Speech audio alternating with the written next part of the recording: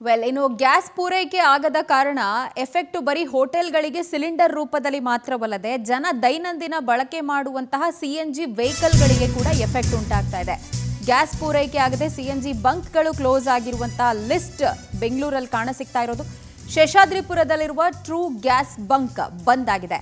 And ಕಳೆದ 3 ದಿನಗಳಿಂದ ಈ ಗ್ಯಾಸ್ ಬಂಕ್ ಕ್ಲೋಸ್ ಆಗಿರುವಂತಹ ವಿಚಾರ. ಬರುವ ಆಟೋಗಳನ್ನೆಲ್ಲ ಸಿಬ್ಬಂದಿ ವಾಪಸ್ ಕಳಿಸ್ತಾ ಇರುವ ದೃಶ್ಯ ಸರ್ವೇ ಸಾಮಾನ್ಯವಾಗ್ತಾ ಇದೆ.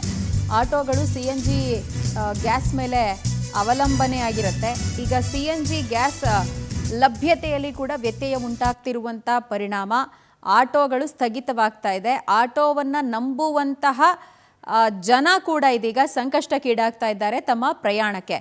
ಈ ಬಗ್ಗೆ ಹೆಚ್ಚಿನ ಮಾಹಿತಿ ಈ ಕುರಿತು ನಮ್ಮ ಪ್ರತಿನಿಧಿ ಸುಷ್ಮಿತಾ ಪೂಜಾರಿ ಕೊಟ್ಟಿದ್ದಾರೆ. ಒಂದು ಗ್ರೌಂಡ್ ರಿಪೋರ್ಟ್ ಇದೆ, ನೋಡೋಣ.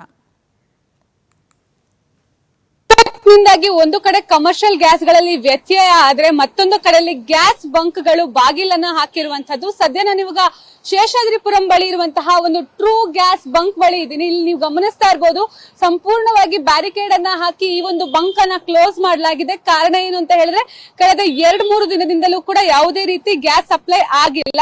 ಸೊ ಹೀಗಾಗಿ ಬಂದಂತವ್ರನ್ನು ಕೂಡ ಅಂದ್ರೆ ವಾಹನ ಸವಾರರು ಅದರಲ್ಲೂ ಕೂಡ ಪ್ರಮುಖವಾಗಿ ಆಟೋಗಳನ್ನ ವಾಪಸ್ ಕಳಿಸ್ತಾ ಇರುವಂತದ್ದು. ಹಾಗೆ ನೀವು ನೋಡ್ತಾ ಇರ್ಬೋದು, ಬಂಕಲ್ಲೂ ಕೂಡ ಒಂದೇ ಒಂದು ಗಾಡಿ ಇಲ್ಲ, ಸಿಬ್ಬಂದಿಯೂ ಕೂಡ ಕೆಲಸ ಇಲ್ಲದೆ ಸುಮ್ನೆ ಕುಳಿತಿರುವಂತದ್ದು. ಈ ರೀತಿಯ ಪರಿಸ್ಥಿತಿ ಉಂಟಾಗಿರುವಂತದ್ದು ಇರಾನ್ ಹಾಗೆ ಇಸ್ರೇಲ್ ಯುದ್ಧದಿಂದಾಗಿ. ಅದರಲ್ಲೂ ಕೂಡ ಪ್ರಮುಖವಾಗಿ ಹರ್ಮುಜ್ ಜಲಸಂಧಿ ಏನಿದೆ, ಸಂಪೂರ್ಣವಾಗಿ ತೈಲ ಟ್ಯಾಂಕರ್ ಗಳಾಗಿರಬಹುದು, ಈ ರೀತಿಯ ಅನಿಲ ಟ್ಯಾಂಕರ್ ಗಳಾಗಿರ್ಬಹುದು, ಇದೆಲ್ಲವನ್ನೂ ಕೂಡ ಸ್ಟಾಪ್ ಮಾಡಲಾಗಿದೆ. ಹೀಗಾಗಿ ಯಾವುದೇ ರೀತಿ ನಮ್ಮ ಭಾರತಕ್ಕೆ ಅನಿಲ ಹಾಗೆ ತೈಲಗಳು ಸಪ್ಲೈ ಆಗ್ತಾ ಇಲ್ಲ. ಇದರಿಂದಾಗಿ ಒಂದು ಕಡೆ ಹೋಟೆಲ್ ಉದ್ಯಮ ಸಾಕಷ್ಟು ನಷ್ಟವನ್ನ ಅನುಭವಿಸ್ತಾ ಇದ್ರೆ, ಮತ್ತೊಂದು ಕಡೆ ಪೆಟ್ರೋಲ್ ಬಂಕ್, ಗ್ಯಾಸ್ ಬಂಕ್ ಅವರು ಕೂಡ ಸಾಕಷ್ಟು ತೊಂದರೆಯನ್ನ ಅನುಭವಿಸ್ತಾ ಇರುವಂತದ್ದು. ಸದ್ಯ ಈ ಒಂದು ಬಂಕ್ ನ ಮ್ಯಾನೇಜರ್ ಆಗಿರುವಂತಹ ಬಾಬು ಅವರು ನನ್ ಜೊತೆ ಇದ್ದಾರೆ. ಅವ್ರನ್ನ ನಾನು ಮಾತಾಡ್ಸ್ತಾ ಹೋಗ್ತೀನಿ. ಸರ್, 2 ದಿನ ಆಯ್ತು ನಿಮ್ಮ ಬಂಕ್ ಅನ್ನ ಕ್ಲೋಸ್ ಮಾಡಿ. ಎಷ್ಟು ತೊಂದರೆ ಆಗ್ತಾ ಇದೆ? ತೊಂದರೆ ಆಗ್ತಾ ಇದೆ, ಸುಮಾರು ತೊಂದರೆ ಆಗ್ತಾ ಇದೆ. ಏನೋ ಮಾಡಕ್ಕಾಗಲ್ಲ, ಅನಿವಾರ್ಯ ಇದೆ. ಈಗ ಗ್ಯಾಸ್ಗಳು ಎಲ್ಲೂ ಸಿಗ್ತಾ ಇಲ್ಲ. ಕೇಳಕ್ ಹೋದ ಅಂದ್ರೆ ದುಬಾರಿ ರೇಟ್ ಹೇಳ್ತಾರೆ ನಮಗೇನೆ. ನಾವು ಅಲ್ಲಿಂದ ಪರ್ಚೇಸ್ ಮಾಡಿ ಸೇಲ್ ಮಾಡಕ್ ಆಗಲ್ಲ. ನಾವು ದುಬಾರಿ ರೇಟ್ಗೆ ಮಾರ್ಬೇಕಾಗತ್ತೆ. ಆಟೋದವರೆಲ್ಲ ಗಲಾಟೆ ಮಾಡ್ತಾರೆ. ಅದರಿಂದ ತರ್ಸೋದು ಸ್ಟಾಪ್ ಮಾಡಿದ್ವಿ. ದುಬಾರಿ ಅಂತ ಹೇಳಿದ್ರಿ ಸರ್, ಎಷ್ಟು % ಜಾಸ್ತಿ ಕೇಳ್ತಾ ಇದ್ದಾರೆ? ಅದು ಲೋಡ್ ಅವರು ಎಷ್ಟು ಪರ್ಸೆಂಟ್ ಅಂದ್ರೆ, ಈಗ ಬಂದು ಎಕ್ಸಾಂಪಲ್ ಹೇಳ್ತಾ ಇದ್ದೀನಿ, ಪರ್ಟಿಕ್ಯುಲರ್ ಇಷ್ಟೇ ಅಂತ ನಾನು ಹೇಳಲ್ಲ. ಈಗ ಒಂದು ಲೋಡ್ ಬಂದು 15 ಲಕ್ಷಕ್ಕೆ ಕೊಡ್ತಾ ಇರೋದು ಈಗ 20 ಲಕ್ಷ ಹೇಳ್ತಾರೆ. ಸೊ 5 lakhs ಜಾಸ್ತಿ ಆಗುತ್ತೆ. ನಾವು 5 lakhs ಇನ್ವೆಸ್ಟ್ ಮಾಡಿ ನಾವು ಇಲ್ಲಿ ರೇಟ್ ಜಾಸ್ತಿ ಮಾಡ್ರೆ ಆಟೋದವ್ರು ಸ್ಟ್ರೈಕ್ ಮಾಡ್ತಾರೆ, ಗಲಾಟೆ ಮಾಡ್ತಾರೆ. ಸೊ ಹಂಗಾಗಿ ಲೋಡ್ ತರಿಸ್ತಾ ಇಲ್ಲ. ಯಾವಾಗ ಬರುತ್ತೆ, ಯಾವಾಗ ಸರಿ ಆಗುತ್ತೆ ಅಂತ ಏನಾದ್ರು ಮಾಹಿತಿ ಇದೆಯಾ ಸರ್? ಅಂದ್ರೆ ಡೌಟ್ ಮೇಡಮ್, ಎಲ್ಲ ವೇಟಿಂಗ್ ಎಲ್ಲ ಇದೀವಿ. ಇನ್ನೂ 1 week. ಈ ವೀಕ್ ಎಲ್ಲ ಹಬ್ಬ ಆದ್ಮೇಲೆ ಏನಾದ್ರು ಸರ್ ಹೋಗ್ಬೋದು, ಇಲ್ಲ ಅಷ್ಟೇ.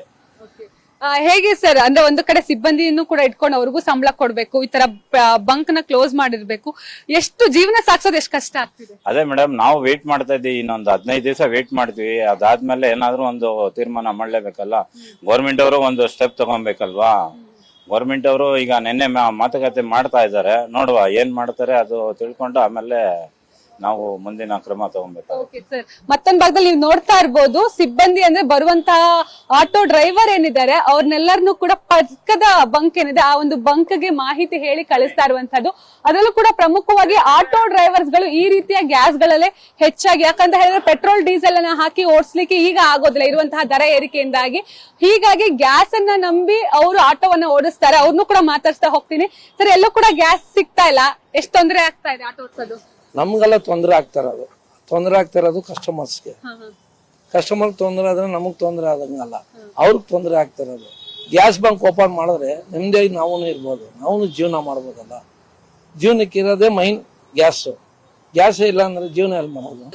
ಅಂದ್ರೆ ಯಾವ ರೀತಿಯಲ್ಲಿ ಅವ್ರ ಆಕ್ರೋಶ ಇದೆ ಅಂತ ಹೇಳಿ, ಯಾಕಂತ ಹೇಳಿದ್ರೆ ಪ್ರತಿಯೊಬ್ಬರು ಕೂಡ ನಂಬ್ಕೊಂಡಿರುವಂತದ್ದು ಈ ರೀತಿಯ ಗ್ಯಾಸ್ ಅನ್ನೇ. ಒಂದು ಕಡೆ ಆಟೋ ಡ್ರೈವರ್ ಗಳಾಗಿರ್ಬೋದು, ಮತ್ತೊಂದು ಕಡೆ ಬಂಕ್ ಗಳಾಗಿರ್ಬಹುದು, ಇದನ್ನ ನಂಬ್ಕೊಂಡು ಜೀವನ ಸಾಗಿಸ್ತಾ ಇದೆ. ಆದಷ್ಟು ಬೇಗ ಈಗಿರುವಂತಹ ಪರಿಸ್ಥಿತಿ ಏನಿದೆ ಆ ಒಂದು ಪರಿಸ್ಥಿತಿ ಸರಿ ಆಯ್ತು ಅಂತ ಹೇಳಿದ್ರೆ ನಾವು ಕೂಡ ನೆಮ್ಮದಿಯಾಗಿರ್ಬೋದು ಅಂತ ಹೇಳಿ ಅವರೆಲ್ಲ ಹೇಳ್ತಾ ಇದಾರೆ. ಕಾದ್ ನೋಡ್ಬೇಕಾಗಿದೆ ಈ ಒಂದು ಯುದ್ಧದ ಪರಿಸ್ಥಿತಿ ಯಾವಾಗ ಸರಿಯಾದ ಪ್ರಮಾಣದಲ್ಲಿ ಗ್ಯಾಸ್ ಸರಬರಾಜು ಆಗತ್ತೆ ಅಂತ ಹೇಳಿ.